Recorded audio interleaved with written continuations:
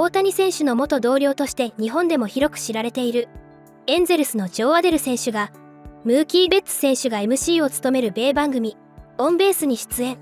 番組では大谷選手とトラウト選手の2人と同じチームでプレーしてきたアデル選手だからこそ語れるエピソードが次々と飛び出しました。その模様を日本語字幕付きでご紹介しますので、ぜひ最後までご覧ください。So I want to switch a little bit and talk about some of the greats that you've been around, like Torrey, Shohei, obviously, Mike. What have those guys what has Mike meant to you, and what has he taught you as far as playing the outfield and really the whole game in general? 100%. I've kind of, outside of Mike, I'm like the second longest tenured Angel now, so I've been around, Mike now for a while, but really just taught me the level of consistency of just your work. And Shohei was unbelievable too when he was with us, and just being very meticulous about a routine and committing to something, because like you're going to go out there and there's just going to be days where it doesn't go your way and you don't have it going on. There's going to be weeks where it's like that. Right. And so it's real easy to want to switch something up and change something or try to reinvent the wheel. And these guys are just like, hey, like, we know what works. Like, you know who you are as a player. Just commit to that process. So over the last 5 and 6 years of, really being in the big leagues and being around Mike and these guys, they just show you that level of consistency and what they do in their routine. So how have you balanced? Because at some point you do have to switch some things up just to keep up with what's going on. How have you balanced being consistent, but also switching some things up and adding to your repertoire of whatever it is, whether it's hitting, defense, or whatever? How have you balanced that? 100%. I think one of the big things for me is when I'm getting a little out of whack, I'm trying to do too much. And that's normally, I'm trying to either, if I'm slumping, I'm trying to swing my way out of it, or if I'm not feeling too great, I'm not seeing the ball or I'm chasing. And one thing that's always a constant is to just go back on defense. And that's always, that's kind of how I've reverted back to kind of getting back going at the plate, is like, if I can go out and make a big play or go out and focus on trying to get it out. If I'm getting out, somebody else is getting out, and kind of try to have that mindset. A lot of times things will click back, but really just shorten up and do what the game's asking for. Right. A lot of times just get me back. Just play the game. Yeah, just play it. Not worry about all the extra things. No, don't be the hero. Just play it, and then you'll get back into that groove. And then eventually we'll be the hero. Yeah. All right, I do want to talk a little bit about Shohei and pitching. He's going crazy right now, especially. But in general, you saw him pitching all the time. What you got on him pitching, bro? The thing about Show that, gets me going is the fact that he'll come into spring training, he'll say, hey, like, I want to do this. And most people come to spring training and they have all sorts of ideas about what they're going to do, and he just does it. Yeah, it's like he came in, I remember when he started messing around with the sweeper for the first time a couple of years ago, and we were like, now it's like one of the best sweepers in the game, you know what I mean? It's just, it's crazy to see, but really just his tenacity and focus when it comes to getting it done and trying to find whatever he's trying to do. It's like he finds a way to get it done all the time. So he's been just a force out there. It's kind of sometimes not really fair, just because, people say you can do whatever you put your mind to, right? And it's true in a lot of situations. But like in the big leagues, it's not really like, you can't just say, oh, I'm going to throw a sweeper and then be the best in the league at throwing a sweeper. Throw it one time in a bullpen and come out and then go 8 shutty. You know what I'm saying? Like, that doesn't really work that way. And for him, it does. I think his rules to life are a little different than the rest of us, which is cool. I'm glad he's on our team. So, you had your chance. You had him.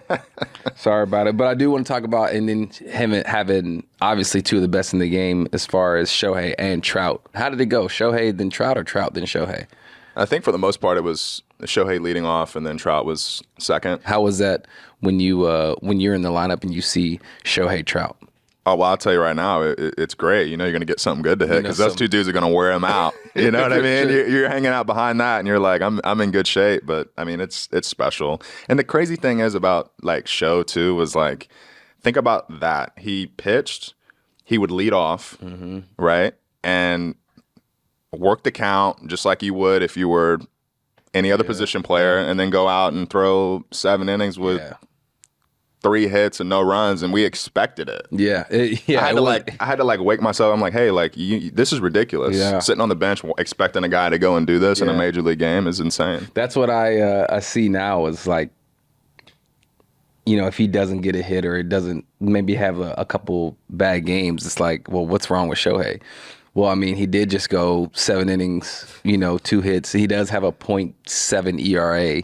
You forget like all the other ways that he really affects the game. And so how would you rank that as far as like duos, Shohei and Trout? I would say for me, that's got to be like, I would say probably top 3 or 4 duos ever. Like back to back, those two. There can't be that many more duos that are better than Shohei and Trout. Dude, it was silly. Like sitting back and watching it, and then you get like for me, I got used to being a part of it and just like being out there, and it's like this is wild. And there was a time where Pujols was out there. Oh yeah, you know too. That. You know what I mean? For us, so it was just having that. That's about as star-studded as. I mean, that's big time. That's you know big what I mean? time. That's big time for sure. Back in 2023, I know you probably remember watching the WBC and you saw Shohei and the Mike showdown, right? It's epic. Did you? Was there like a group chat or something going on when that happened? Well, I think nobody knew what to say. I think that's kind of what the vibe was, because we were all sitting watching the game, and it was like, well, we can't say what a punch out. You know what I mean? Because it's like. Because it's Mike. Are we gonna get we're gonna get our bags packed and they're gonna send us out of here? We don't want to talk about it. But I mean, you want to talk about 2 of the best players ever just going like a clash of titans. I mean, it was pretty unreal. Was it weird when they got back to camp? Oh no, I don't think so. Everybody was cool. Everybody was cool, and was it talked about at all? For sure, but it was good for baseball. And for sure, that's what everybody got out of it, was just the experience of seeing that. You're not going to see that every day. You know what I mean? Mike wearing USA, Shohei with Japan, like one-on-one. Like that's what everybody came to see. So that was really amazing. And then when being there, you kind of take it for granted because you don't even really pay attention to that. You're just playing the game, right? I mean, obviously, that they're teammates, but you're not really paying attention to the whole thing, like what just happened, because things like that don't ever really happen. And so for it to happen and whatnot, looking back on it, like, dang, that was kind of. You don't recognize the moment. You're in it. You're competing in it. And then you look back and go, wow, that moment was huge. That was huge. Yeah, it was huge. Like you mentioned earlier, you got the second most time on the Angels. Is that weird for you? Really weird, actually. It's because you have that's a different responsibility. You're still like ascending in the game yourself, right? And so now you're kind of responsible for some other people. And how have you balanced that? Well, it's kind of an interesting thing because when I came up to the big leagues, it was there were guys facilitating kind of like what I was going to do and kind of what my role is as a younger player, and it's almost like now that's kind of my goal, is to help facilitate what that is for some of the younger guys and guys that are fresh that are coming up to the big leagues for the first time. So I embrace it. My experience when I got called up was different because it was during COVID. Yeah. So I got called up in 2020. So there was a lot of, I want to say like kind of like team separation just because of that time and the aura of it. But really just my goal is I just want to be a guy that anybody can come up to. Just talk about anything, just be there, reaching out to everybody, wanting to kind of create that level of camaraderie within the young guys. If we can get guys to come up, and this, but if we can get guys to come up from AAA and feel like they're still in AAA and that comfort level, that's just the better they're going to play. We don't want anybody to make the moment bigger than what it has to be. It's going to be a big moment. It's already big, but we want them to kind of just be comfortable in who they are.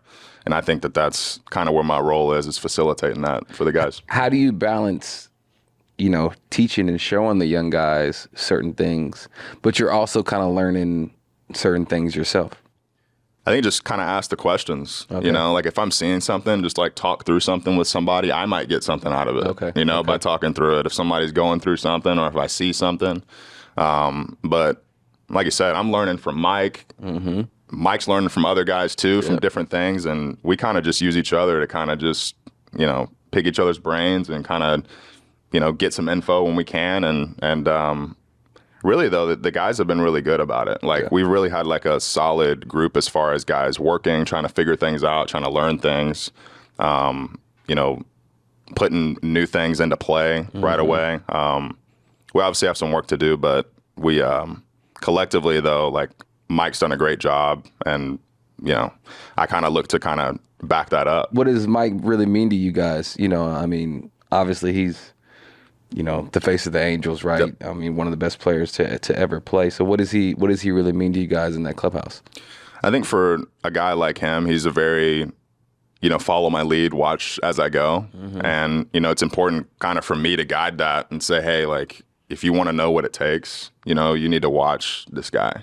You know, you need to come to the cage and watch him do his early work, you know, watch him do his work on the field and just kind of be a fly on the wall to kind of see what it takes. And the same thing when Show was here too, is like these guys were just, they did the same thing at the same time every day, you know, and they were, when you commit to something, when you commit to a process and a routine, you find yourself in a space where you can really, you know, you're going to find that level of consistency. And so, you know, we don't want guys coming in the cage and one day they got a toe tap, next day they have a leg kick, you know, next day they're, you know, switching bats. We want to show them, hey, this guy has, you know, from Millville, New Jersey, swung the same bat since he was 16 years old. He's had the same swing since he was, you know, the same drill routine. What works, works. You are who you are. And so we want to make sure that we, you know, promote that. And that's what we get. Okay, so I want to, before we close, I got a couple of things. I want to build a perfect all LA player. All right, so we got the power, the contact, the IQ, the field, the speed. Those are the, you know, the 5 things. And then last but not least, the swag. All LA player. So he's got to be on the Angels or the Dodgers. Okay? All LA. Okay. Power. Power. Oof. There's only 2 people. There's only 2 people you have to choose from. Showtime. Okay, yeah, there you go. Okay, contact. Contact. Man, I'm trying to think. Who would... Contact. You know what? I'm gonna choose one of my buddies. I'm gonna go Nolan Shonowell. Shonowell. Okay, so we got Shohei's power with Shonowell's contact. What about IQ? I'm gonna go Mike Trout. Trout's IQ. Okay, I like how this is shaping up. Fielding. Let's see. I'm gonna go you, Mook. Oh, nice. Okay. Okay, so fielding. Okay, what about speed? Speed. I was gonna say a player I've already said. I mean, you still can. You still can. I mean, Show can move, man. Show's really fast. He can move, and it's sneaky. It's sneaky fast. Yeah, he's really fast. Yeah, it's sneaky fast. I may would go Kim though. Hye-Sun Kim. He can move too, huh? He's yeah. They both like He's Shohei's really got fast. the strides. Yeah. Where he just strided out and you don't recognize how fast he's going. You don't. All right, let's go Kim though. Kim. I saw him yesterday and he was scooting a little bit. Yeah, he runs a little. And what about the swag? Now we got the swag. I mean, you wear a glove under your glove, so you got all types of swag. I'm going Joe Adele on swag. Joe Adele on the swag. Come on now. I'm going Joe Adele on swag. 最後までご覧いただきありがとうございました。今回の動画についてどういう感想を持たれましたか？ぜひコメント欄で意見や感想をお聞かせください。チャンネル登録やグッドボタンをしていただけると励みになります。それでは次回の動画でお会いしましょう。